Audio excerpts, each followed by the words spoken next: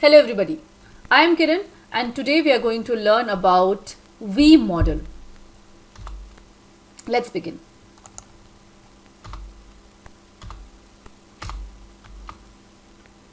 V model is called verification and validation model. In the first session of software testing, we did learn about the definition of verification and validation. We also saw the difference between the two terminologies and how do they relate to the definition of software testing. Today we are going to see a model which is associated with verification and validation. V model is also a variant of waterfall model. So you can see as the waterfall model is a sequential model, V model is also a sequential model, and here also the steps are being performed step by step, one after the other. Here also there is no tracing back to the previous steps, and all the advantages and disadvantages of waterfall model remains here intact, but there is an additional feature to this model which makes it better than waterfall. So we'll try to learn that. Here in this model, we'll also learn a lot about the phases of testing. We'll also see the different approaches to designing, which is high level designing and low level designing. So there are many concepts which will revolve around this model. So at the end of this session, you'll be able to know what is V model, what are the advantages of V model, what are the disadvantages, when to use V model, and additionally we learn about phases of testing. We learn about high level designing and low level designing, and we'll also see the correlation of different phases of testing to the different development steps. So this is a model which will certainly make many of our concepts clear. Let's move forward.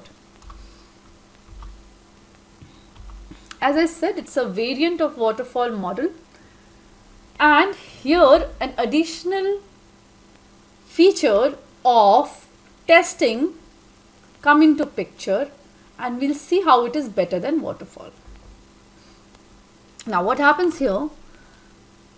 Let's see the diagram first. You can see here, as the waterfall model's diagram was, the project starts, then there is requirement gathering, and then there was designing. So here the designing has been broken down into two levels, high level designing and low level designing. Then there used to be coding. So coding is the center of the V.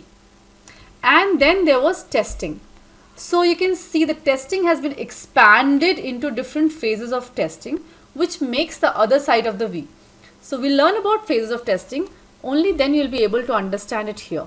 Okay, let me switch back to my notes.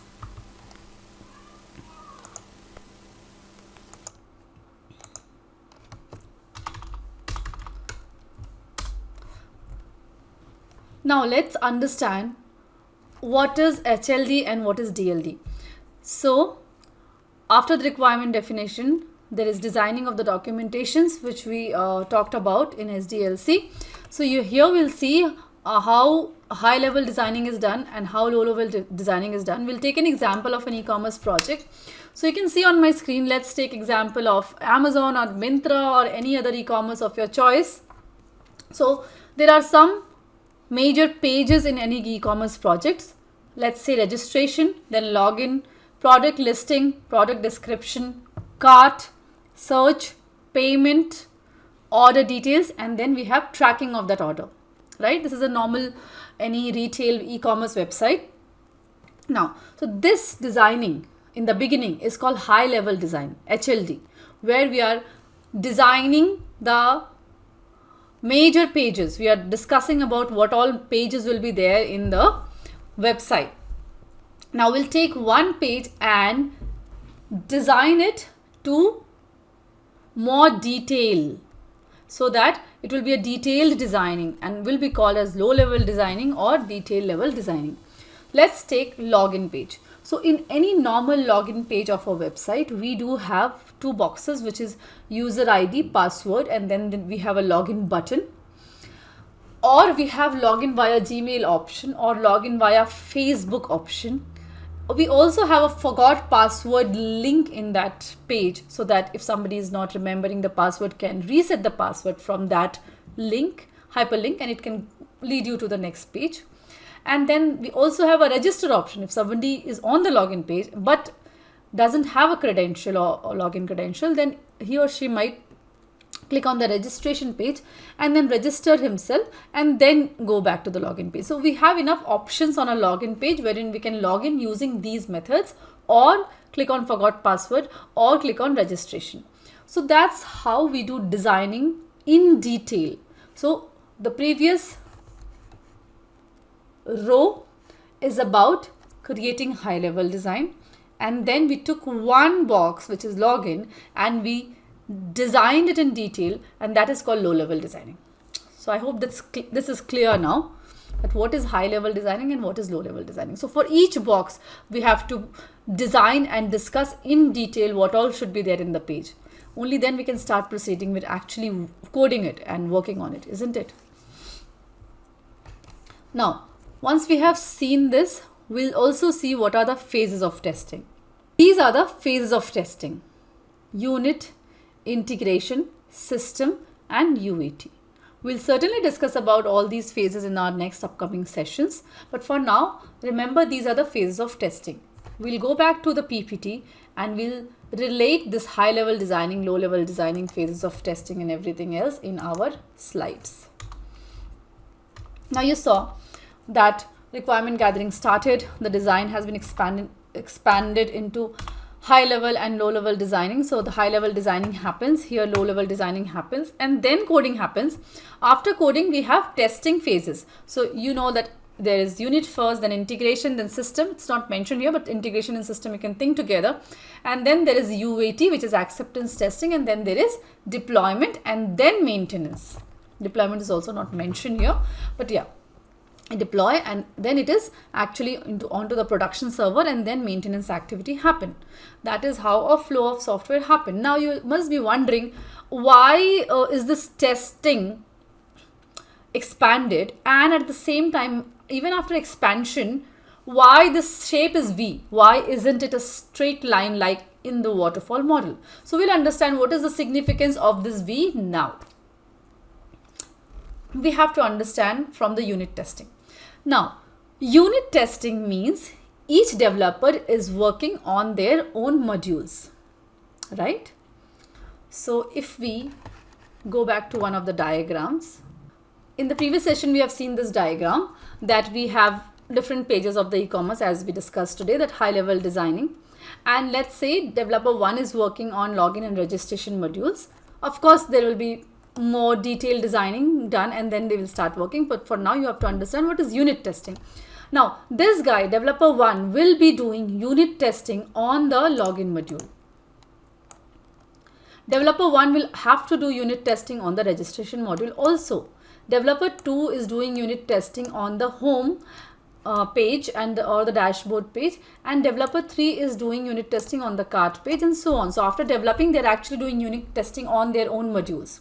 That's what happens in unit testing. It's done by the developers on the individual modules which they are working on. Now, when developer 1 pushes his piece of code onto the server, and developer 2 is also done with the unit testing of his own module, these three codes will be integrated together and will be sent to the QA server. It will be sent to the QA team actually. Let's say this is the QA server. So we have a QA team here.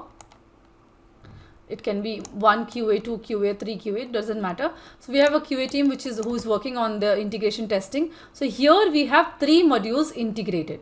So we get login plus registration plus login plus homepage. So these 3 modules have come to the QA server in an integrated format.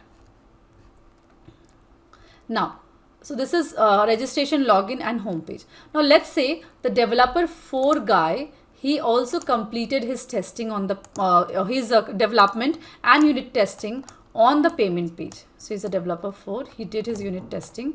So again, this piece of the code and his code will be integrated together and will be sent to the QA server again for integration testing. So that's how it happens. Unit testing first, integration testing, and then when everything is ready, we'll do a complete system testing and then UAT testing. So we'll certainly understand this later on, but for now you have to understand that this is happening. So now you know that the unit testing is very much associated with the low level designing, because here he is doing unit testing on all the small details of the login page, similarly of the registration page, then he is doing it for the home page. So unit testing is very much associated with the low level designing. So unit testing is happening in the detail level designing phase. So what is happening actually, what is the meaning of testing happening? The test cases are being written, you know. So when detail level designing is happening, and that time unit test cases are written by the developers.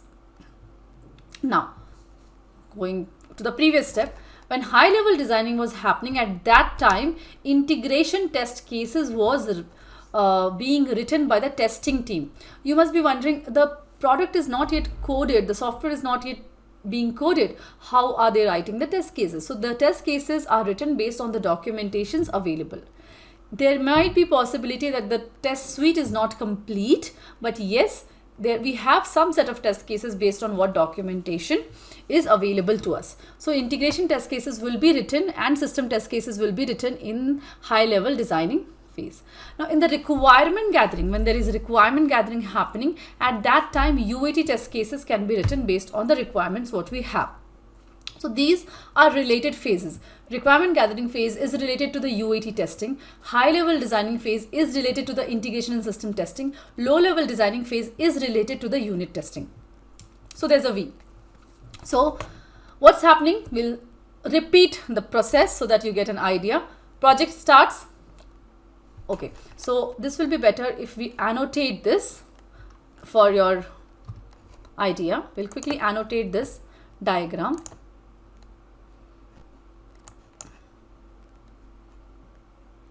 So that you get an idea. Let's see. We'll number the steps. So first step is project startup. Project startup happens and we actually gather requirements.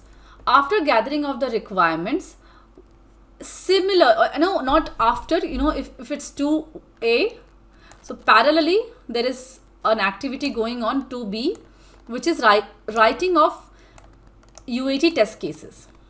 Then after that there is third, 3A is about writing high level or creating high level designing. And after high level designing is complete, parallelly we can also start writing integration and system test cases, which is 3B here. Now then detail level designing happens, which is 4A, and parallelly there will be unit testing happening, unit test case writing happening, which is 4B, and then fifth step will be coding. After the coding is complete, we'll be actually performing execution of the test cases which are available to us. We might also be required to update the test cases based on the running software, but that takes lesser time than actually creating all the test suite from the beginning, isn't it? So now after this, we will actually, you know, be performing unit testing, which is 6. Then integration and system testing, 7. Then acceptance testing UAT, which is 8. Then deployment, and then maintenance. So that's how it happens. 1, project start, then requirement definition, parallelly acceptance test case writing, then high level designing, parallelly integration and system test case writing, then detail level designing, parallelly unit test case writing, then coding, after coding unit testing, actual testing, then integration testing, and then system testing, and then UAT testing, and then deployment, and then maintenance activities. So that's the arrow and that's the flow of work happening in the V model. I hope that's very much clear to all of you. Let's begin with advantages of V model. Simple and easy to use. All the advantages of waterfall will be aligned here as well. Testing activities like planning and test designing and test case writing happens before even the coding starts. So that saves a lot of time. There's a proactive defect tracking that Yeah, so you remember the early testing principle in the 7 principles of testing. So you have to actually find out issues as soon as possible so that there is less downward flow of defects. Here, using vModel, we can avoid a lot of defects. Like while reading the documentation, you can come up with suggestions that no, I think this is not going to work, or there can be a bug in the system based on your experiences. So you have to raise them in the beginning, and maybe it can be resolved even before the coding starts. So there's a lot of time which is saved by actually doing vModel or performing vModel. So we are actually writing test cases before, so there can be defects which can be found at a very early stage. So the next point, which is avoids the downward flow of defects. Certainly yes. And it works well for smaller projects because you cannot actually be visualizing test cases, test planning, everything in prior to actually coding if the project is very big, because it has to have it has to be a small project if you actually want to create documentation about it way before coding. So smaller projects, yes. We also have disadvantages, as I said. So what is the disadvantage? No early prototype available. Same, even in Waterfall, the customer is not able to see anything before actually everything is ready. Now, if by any chance there is some changes required, though it is not appreciated in this model also, but if there is a change, the entire documentation needs to be revamped or changed. It takes a lot of rework, and it's an overhead for the team to rework on the documentation also. Here in this model, there is no risk analysis involved. If something wrong happens, or if it's a very critical project, some risk is involved, that is not taken care of in this model. So we'll talk about the next model, which is Spiral, which will involve risk analysis also. So there where the Spiral model is beneficial over Waterfall or vModel. So we'll talk about it next in the next session, but here there is no risk analysis involved. When to use vModel? So you should use vModel in small to medium sized projects only. Of course, we talked about it. Now you know that there is a test cases, test planning happening way before coding. So you have to have technical people who have knowledge about the domain, who are already knowing all the processes. So we cannot actually start it with new people or freshers who don't know that particular domain, because then they won't be able to visualize and write things without actually having the running software. So you have to have experienced people in vModel. That's the whole logic. Again, we need to have high customer confidence. That is, a customer should be having a high confidence on the team, because they will be able to see the product only at the end. So that's again the disadvantage of Waterfall and V which lie here. But we should make sure that we should choose vModel only when the customer is very much confident about us. So today we learned about the definition of vModel. We understood the diagram of vModel. We saw how testing phases are related to the activities before actually starting testing.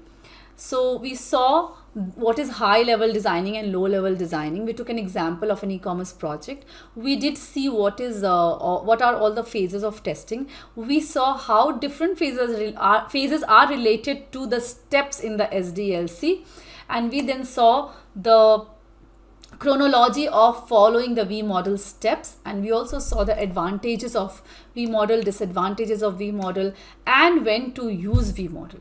So that's all from today's session. In the next class, we will be learning about Spiral model, which involves a special phase, which is risk analysis phase, and we'll learn how to use it also. So for now, thank you, and we'll meet in the next session.